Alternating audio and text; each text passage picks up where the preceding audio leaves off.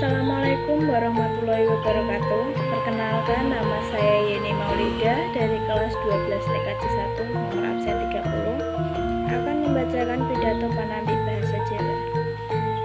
Pidato panampi bahasa Jawa. Assalamualaikum warahmatullahi wabarakatuh.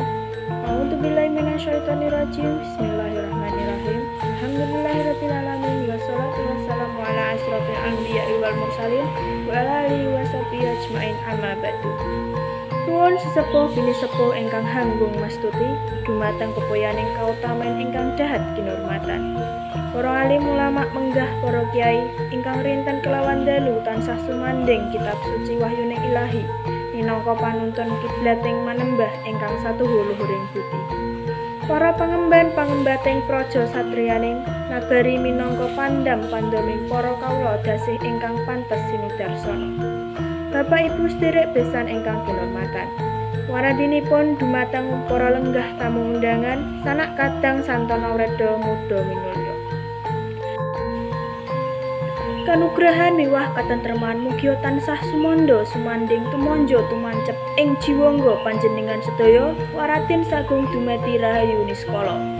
Saderengipun kula matur punapa ingkang dados kewajiban kula langkung rumiyin sumangga kula nderekaken ngunjukaken puji syukur marang Gusti ingkang murbeng dumadi inggih awet paringipun rahmat taufik hidayah sarta inayahipun panjenengan sedaya saged kempal manunggal ing ari kalenggahan punika kanthi widodо kalis ing rubeda.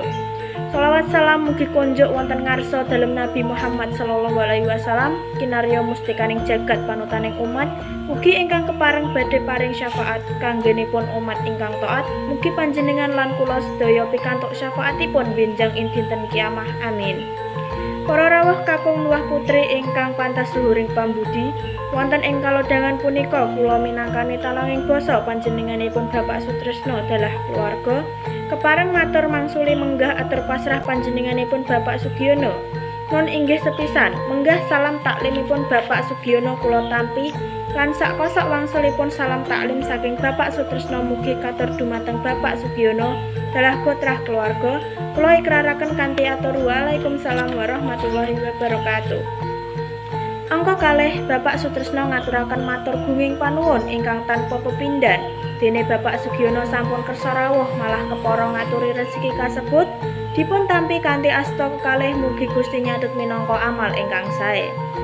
Salajengipun keplasing sedya panjenengan masrahaken putra temanten kakung Bapak Sutresno tansah nampi kanthi bungaing manah kaanggep putra piyambak lan ugi siap bimbing temanten kekalih.